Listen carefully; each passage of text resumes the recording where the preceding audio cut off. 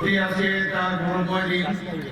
এই কারণে যে নবনিযুক্ত যারা সদস্যরা আছেন তারা এখানে সুন্দরভাবে আমাদের সামনে এখানে লিখেছেন এবং যে ট্রেনিং ওনারা পেয়েছেন তার একটা ঝলক কিন্তু আজকে আমরা দেখতে পেয়েছি।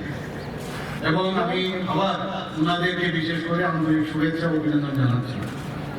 আজ কেডিডিএস পুলিশ ট্রেনিং একাডেমি আমার পূর্ববর্তী বক্তা অলরেডি বিষয়ে আলোচনা রেখেছেন যে 91তম এবং 92তম যে নরসিংগড় যে ব্যাচ রিক্রুটমেন্ট হওয়া কনস্টেবল পুরুষ ও মহিলা তাদেরকে যে পাসিং আউট প্যারেডে সত্যি কথা বলতে কি আমি বলতে থাকতে পেরে আমি অত্যন্ত আনন্দিত এবং করি। আজকের এই দিনটি শুধু এখানে উপস্থিত 776 জন নবীন যারা কনস্টেবল হয়েছেন তাদের জন্যই, তাদের পরিবার, তাদের যারা প্রশিক্ষণ দিয়েছেন, যারা প্রশিক্ষক এবং সমগ্র ত্রিপুরা পুলিশের জন্য একটি গৌরবমান মুহূর্ত।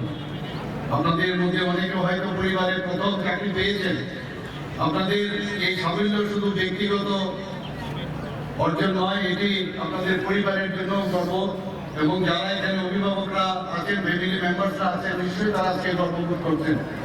এবং এটা কিন্তু আপনারা আপনাদের নিজেদের সম্মান অধিকার করেছেন এবং একটা নতুন আশার দিকে কিন্তু আপনারা ধাবিত হচ্ছেন।